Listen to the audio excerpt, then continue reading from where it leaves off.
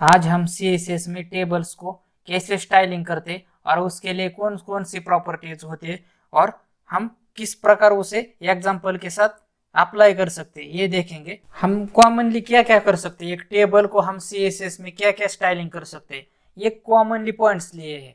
वैसे तो हम जब बात करते हैं CSS टेबल को लगाने की तो हम बहुत कुछ कर सकते हैं, वो अपने थिंकिंग पर अपने कॉमन सेंस के बेसिस पर होता है, लेकिन हम कॉमनली क्या कर सकते हैं ये सारी चीजें हम इस वीडियो में देखेंगे। तो यहाँ पे देखिए, यहाँ पे फर्स्ट पॉइंट है adding to border to table. तो हम टेबल को बॉर्डर ऐड कर सकते हैं, उसके लिए हमारे पास बॉर्डर प्रॉपर्टी है। तो बॉर्डर में हमें कितना कितना पिक्सल चाहिए, उसकी जो विड्थ है कितनी चाहिए, उसके अंदर कलर कौन सा होना चाहिए, तो ये सारी चीजें हम बॉर्डर प्रॉपर्टी के अंदर लगा सकते। हम सेकंड पॉइंट लिया है कोलैप्सिंग टेबल बॉर्डर्स। तो हम बॉर्डर कोलैप्स नाम की प्रॉपर्टी हमारे पास CSS में, इससे हम अपने टेबल को कोलैप्स भी दे सकते हैं। कोलैप्स एक वैल्यू है, तो ये हमारी प्रॉपर्टी को हम इसे अप्लाई कर सकते हैं।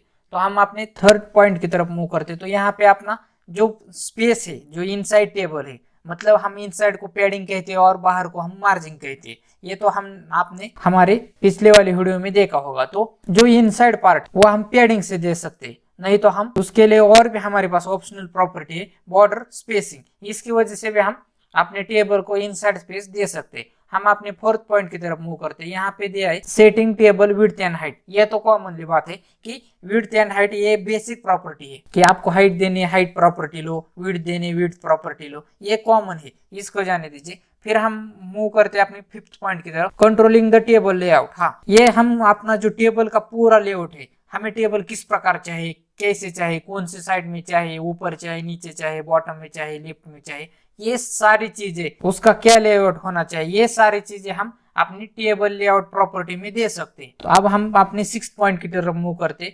तो यहाँ पे दिया है कि aligning the text inside table cells. तो हम जो टेबल के अंदर का जो टेक्स्ट है, मतलब इसका मीनिंग ये है कि टेबल के अंदर का जो टेक्स्ट है, तो हम अपनी टेक्स्ट अलाइन प्रॉपर्टी की वजह से हम उसे लेफ्ट में से ले सकते हैं, राइट में ले सकते हैं, बीच में ले सकते हैं, बॉटम में ले सकते हैं, टॉप में ले सकते हैं। तो ये सारी चीजें हम टेक्स्ट को भी एक स्टाइलिंग फॉर्मेट में ले सकते हैं। अब हमारे 7 पॉइंट की तरफ मूव करते। तो यहाँ पे हमने लिया है कि जेब्रा स्ट्रिप्ड टेबल। तो इसका मतलब क्या है और ये है क्या, तो इसे हम एग्जांपल में देखेंगे कि ये चीज है क्या, इसे हम जेब्रा क्यों कहते। तो ये बात है, इसे हम जेब्रा इसलिए कहते हैं क्योंकि जो हम रोड पर जेब्रा लाइंस देख सकते हैं, एक लाइन अलग कलर की होती है और दूसरी लाइन अलग कलर की होती है, फिर तीसरी लाइन पहली वाली लाइन की तरफ दिखती है, फिर चौथी लाइन दूसरी वाली लाइन की तरह दिखती है। तो ये हम टेबल में किस प्रकार ले, इसके लिए हमारे पास कौन सी प्रॉपर्टी है, और इसे हम सूडो क्लासेस भी कहते हैं। तो इसके लिए हमारे पास सूडो क्लासेस है n चाइल्ड, और n मतलब हम अपना नंबर दे सकते हैं। तो इस वजह से आपका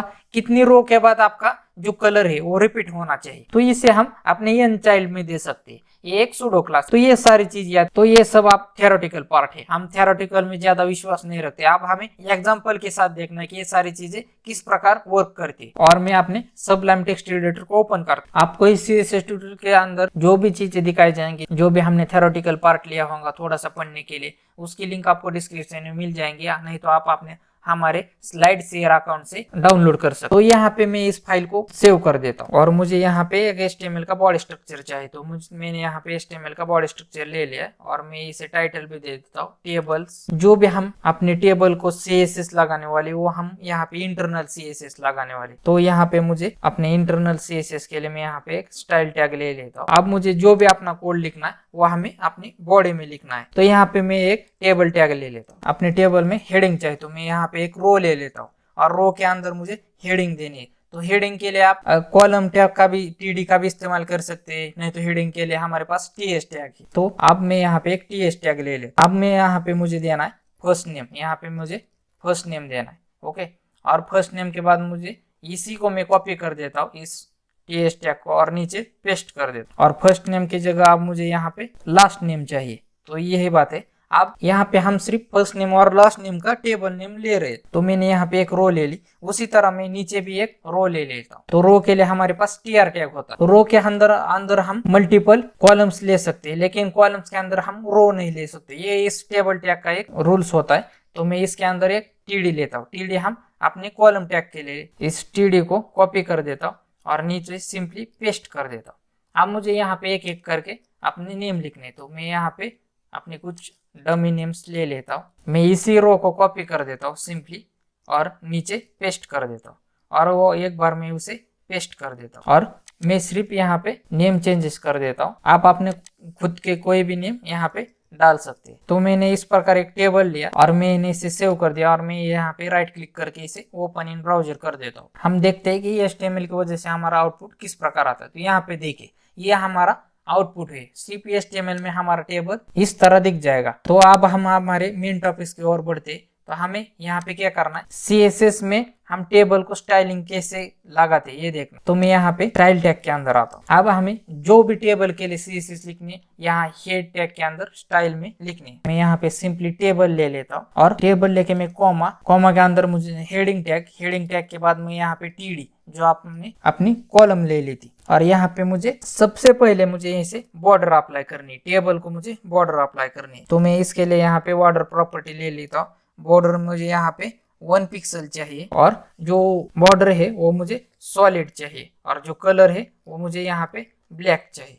तो इस तरह से और मैं इसे एक बार रन कर देखिए यहाँ पे इस प्रकार से हमारे सामने बॉर्डर आ चुकी है। अब बॉर्डर के बाद बात करते हैं, हम एक एक करके सारी प्रॉपर्टीज यहाँ पे टेबल को लगाएंगे। अब बात आती है हाइट विड्थ की। तो मैं यहाँ पे टेबल ले लेता हूँ एक सिलेक्टर और इसके अंदर मैं यहाँ पे सबसे पहले इसे हाइट दे देता। तो हाइट मुझे कितनी चाहिए, तो हाइट में यहाँ पे 80 पिक्सल दे देता हूँ। फिर मुझे यहाँ पे विड्थ चाहिए तो मैं यहाँ पे इसे विड्थ 180 पिक्सल दे देता हूँ। तो ये हुई बात, मैं इसे सेव कर देता हूँ और एक बार रन करके देखे ये आ रहा है। लेकिन अब मुझे अपना जो टेबल है उस सेंटर में लेना है। तो इस प्रकार से हमने टेबल को एक हाइट विड्थ दे दी। अब हम एक एक करके इसे सेंटर में भी लेंगे टेबल को। तो सेंटर में लेने के लिए हमारे पास टेबल के अंदर हम सिर्फ अलाइन लिखे सेंटर भी लिख सकते हैं। हमारा टेबल सेंटर में आ चुका है। तो इसके बाद बात आती है टेबल हमें थोड़ा सा नीचे लेना है। तो मैं यहाँ पे मार्जिन टॉप दे देता हूँ। तो मार्जिन टॉप मुझे 70 पिक्सल देना है। आप अपने हिसाब से दे सकते हैं। देखिए हमारा टेबल नीचे आ चुका है। अब मुझे यहाँ पे मैं इसे विड्थ थोड़ी बढ़ा देता हूँ और हाइट भी मैं इसे बढ़ा देता हूँ। तो मैं यहाँ पे जो अपनी हाइट है 180 कर देता हूँ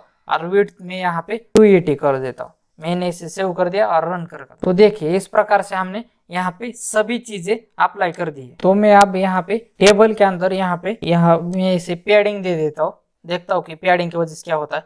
तो पैडिंग हम इनर स्पेसिंग के लिए देते हैं। तो मैं यहाँ पे पैडिंग 10 पिक्सल दे देता हूँ। तो देखिए यहाँ पे पैडिंग हमारी 10 पिक्सल अप्लाई हो चुकी है। तो मैं इस पैडिंग को निकाल देता हूँ और अब हमारी बारी आती है यहाँ पे जो हमारा टेबल के अंदर जो टेक्स्ट है यहाँ पे, तो इसे मुझे क्या करना है, इस हम राइट लेफ्ट की तरफ भी दे सकते हैं। तो मुझे यहाँ पे मैं यहाँ टेक्स्ट अलाइन दे देता हूँ और मैं टेक्स्ट अलाइन इसे यहाँ पे राइट कर देता हूँ। मैंने इसे सेव कर दिया और यहाँ पे रन कर। देखिए हमारा इस प्रकार से टेक्स्ट राइट में भी आ चुका है। आप एक एक करके सारी चीजें करके देखिए कि क्या होता है, कौन सी प्रॉपर्टी लगाने के बाद क्या होता है। तो अब बारी आती है कि जो हमने एक बात कही थी कि हम टेबल का लेआउट ऑटो भी दे सकते हैं और फिक्स भी दे सकते हैं। मतलब ऑटो लेआउट होता क्या है, तो इसके लिए मैं यहाँ पे 2 टेबल लेता हूँ। मैं इसी टेबल को सिंपली कॉपी कर देता हूँ। तो मैं यहाँ पे क्या कर देता हूँ, इस टेबल के ऊपर मैं यहाँ पे सिंपली एक हेडिंग टैग ले लेता हूँ और हेडिंग में यहाँ पे ऊपर में ऐड टू टेबल ले लेता हूँ और इसी हेडिंग से मैं नीचे तक एक टेबल कॉपी कर देता हूँ और नीचे सिंपली मैं पेस्ट कर देता हूँ। अब मैं इस ऐटो की जगह में इसे फिक्स्ड टेबल दे देता हूँ। तो ये सारी चीजें हो गई। अब मुझे यहाँ पे ऊपर CSS लिखनी पड़ेगी। मैं इसे एक बार रन करके देखता हूँ। तो देखिए तो मुझे इसे H1 के लिए अलाइनमेंट देनी पड़ेगी। तो मैं यहाँ पे ऊपर अपने H1 के लिए यहाँ पे एक CSS लिखता हूँ। तो मैं यहाँ पे टेक्स्ट अलाइन जो है सेंटर में दे देता हूँ, सेव कर देता हूँ। तो देखिए सेंटर में हमारा आ चुका है। तो मुझे क्या करना है, तो जो हमने मार्जिन टॉप लगाई थी, तो ये हमने जो अपना हेडिंग लिया था तो उसके नीचे मार्जिन टॉप ले रहा है। तो मैं अपनी मार्जिन टॉप को यहाँ से निकाल देता हूँ। तो अब मुझे ये देखना कि ऑटो और फिक्स की वजह से एक्चुअली होता क्या है। तो मैं यहाँ पे इसके नीचे आता हूँ और मुझे यहाँ पे एक ऑटो के लिए यहाँ पे CSS लिखनी। तो मैं यहाँ पे सिंपली ऑटो सिलेक्टर लेता हूँ और मैं यहाँ पे टेबल लेआउट देता हूँ। देखिए नीचे आ रहा है और मैं यहाँ पे इसे ऑटो पे रख देता हूँ। मैं सिंपली इसे ऑटो को कॉपी कर देता हूँ और जो हमने ऑटो का टेबल लिया था इसके अंदर मुझे यहाँ पे क्लास लेना पड़ेगा और इस क्लास के अंदर मैं इसे पेस्ट कर देता हूँ। फिर ऑटो के बाद बात आती है हमारी फिक्स की। तो मैं यहाँ पे फिक्स एक सिलेक्टर ले लेता हूँ और इसके अंदर मैं यहाँ पे टेबल लेआउट देता हूँ और इसे मैं फिक्स्ड वैल्यू दे देता हूँ। अब मैं इसे रन करके देखता हूँ। तो मैं यहाँ पे सिंपली एक विड्थ दे देता हूँ और मैं यहाँ पे विड्थ यहाँ पे मैं 10 पिक्सल दे देता हूँ और मैं उस अपना जो क्लास लिया था मैं इस टेबल के अंदर उसे ले लेता हूं और मैं इसे एक बार रन करके देखता हूं। तो यहाँ पे मैंने यहाँ पे अपना जो एटो और फिक्स के लिए मैंने टेबल लेआउट फिक्स दिया है। फिक्स की वजह से क्या होता है कि जो हमने हमारा जो विड्थ दी है उतनी फिक्स रहती है, ये एक डायनेमिक चेंजेस नहीं होता, ये एक स्टैटिक रहती है। तो यहाँ पे मैं इस फिक्स को इस सेकंड वाले अपना जो टेबल लिया था फिक्स टेबल, तो मैं इसके अंदर क्लास में उसे पेस्ट कर देता हूँ। तो मैंने यहाँ पे उस सिलेक्टर को यहाँ पे लिख दिया है। तो अब मुझे क्या करना है, आप यहाँ पे विड्थ जो है हमारी यहाँ पर मैं 40 पिक्सल कर देता हूँ सिंपली। आप देखिए आप क्या चेंजेस होते हैं, मैं एक बार इसे रन करके देख। तो यहाँ पे देखिए एटो की वजह से क्या हुआ कि हमारा टेबल में कितना भी कंटेंट हो वो उस तरफ एक डायनेमिक साइज लेता है, लेकिन जो हमारा फिक्स टेबल है ये एक डायनेमिक साइज नहीं लेता, जो भी साइज हो उतनी ले लेता है। और जो हमारा कंटेंट है वो टेबल के बाहर ओवरलैप हो जाता है, टेबल के बाहर चला जाता है। तो हम जब भी कोई प्रोजेक्ट करें, कोई वेबसाइट बना रहे हैं, तो हम टेबल को जो साइज है वो एटो में ही दे दे। तो ये बात होती है कि एटो और फिक्स में ये बदल होते, तो एटो और फिक्स में ये डिफरेंस होता है। तो मैं यहाँ पे सिंपली इस विड्थ को मैं यहाँ से निकाल ही देता हूँ। तो मैं इसे एक बार सेव कर देता हूँ। तो यहाँ पे देखिए अब आ रहा है क्योंकि हमने यहाँ पे विड्थ दे दी थी। तो इस तरह से एटो और फिक्स में ये डिफरेंस आपको नजर आता है। तो अब हम यहाँ पे देखते हैं कि स्ट्रिप्ड टेबल्स क्या होता है, जिसे हम जेब्रा टेबल भी कहते हैं। तो मैं यहाँ पे क्या कर देता हूँ, यहाँ पे मैं इस CSS को पूरी तरह से निकाल देता हूँ और मैं यहाँ पे अपनी एक, तो मैंने यहाँ पे जो अपनी पुरानी CSS थी उसे पूरी तरह से निकाल दिया है और यहाँ पे हमारे पास सिर्फ हमने एक ही टेबल रखा है। अब हमें इसे CSS अप्लाई करनी है। यहाँ पे देखिए यहाँ पे इस तरह से आ रहा है, तो मुझे यहाँ पे CSS अप्लाई करनी है। मैं यहाँ पे एक बेसिक CSS यहाँ पे अप्लाई कर देता हूँ। तो मैं यहाँ पे टेक्स्ट अलाइन सेंटर, तो ये इसके होने के बाद मैं यहाँ पे टेबल के लिए अपने CSS अप्लाई कर देता हूँ। तो टेबल के लिए हमारे पास हाइट चाहिए, हाइट के बाद हमारे पास विड्थ चाहिए, और अब बारी आती है हमारी हेडिंग टैग की और हमारे कॉलम टैग की। तो हम इसे बॉर्डर देंगे, तो हमें बॉर्डर देनी है। तो हम इसे बिना बॉर्डर के एक बार देखते कि वो सारी चीजें किस पर, देखिए इस प्रकार से हमारे सामने है। तो मैं इसे यहाँ पे बॉर्डर दे देता हूँ। तो मैं यहाँ पे बॉर्डर 1 पिक्सल दे देता हूँ। जो उसका कलर होना चाहिए वो यहाँ पे सॉलिड और ब्लैक कलर। तो मैंने यहाँ पे बॉर्डर इसे दे दी। तो इस प्रकार हमारे सामने एक टेबल दे दिया है।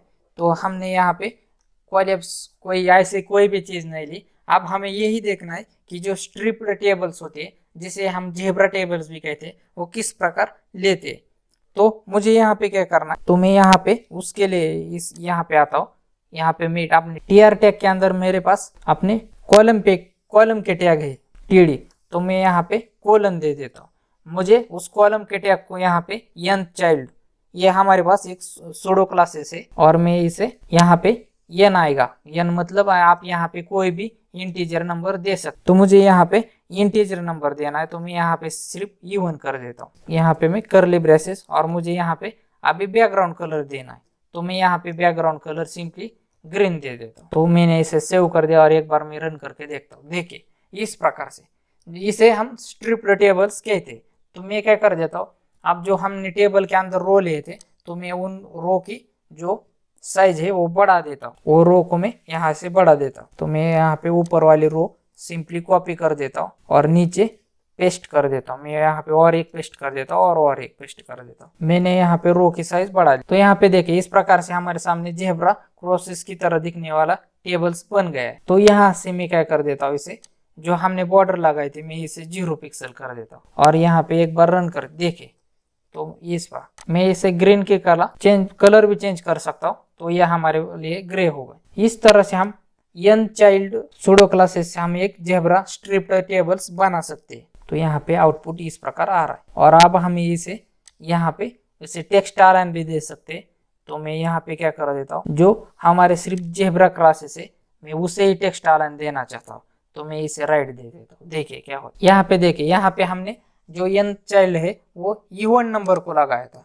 तो उसके लिए हमने यहाँ पे ग्रे कलर लिया है और टेक्स्ट अलाइन राइट लिया है। तो यहाँ पे देखिए यहाँ पे उसी तरह से दिख रहा है। यहाँ पे देखिए वर्ड जो है यहाँ पे आपको लेफ्ट में दिख रहे और इवन जो है यहाँ पे राइट में दिख रहे। तो इस तरह से आप अपनी क्रिएटिविटी का यूज करके ऐसे कोई भी चीज बना सकते हैं। ऐसे किसी भी वेबसाइट पर आप टेबल को एक एनिमेटेड एक स्टाइलिश फॉर्मेट में ले सकते हैं। आपको सिर्फ सोचना पड़ेगा कि कौन सी प्रॉपर्टी कहाँ लगानी और क्या क्या करना है। तो यहाँ पे देखिए, यहाँ पे मैंने टेक्स्ट अलाइन लगा, तो मैं टेक्स्ट को कलर भी देना चाहता हूँ।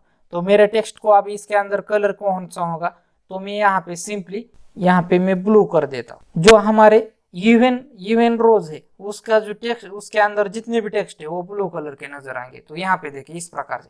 तो इस प्रकार से आप अपनी कितनी थिंकिंग कर सकते हो, कितना सोच सकते हैं, उस हिसाब से आप सारी चीजें सेट कर सकते हैं। तो आज हमने यही देखा कि CSS यूज करके एक टेबल को स्टाइलिश किस प्रकार बना सकते हैं। इस चैनल को सब्सक्राइब करके बेल आइकॉन हिट नहीं किया तो वीडियोस आपको मिलेंगे नहीं और आपको बार बार ढूंढना पड़ेगा। ये ट्यूटोरियल की सीरीज आपको अच्छी लगी तो आप लाइक करें और शेयर उनको करें जिनको इस प्रकार के वीडियो से बेनिफिट हो सकता है। मेरे साथ जुड़े रहने के लिए आप सबका प्रेम पूर्वक बहुत बहुत धन्यवाद।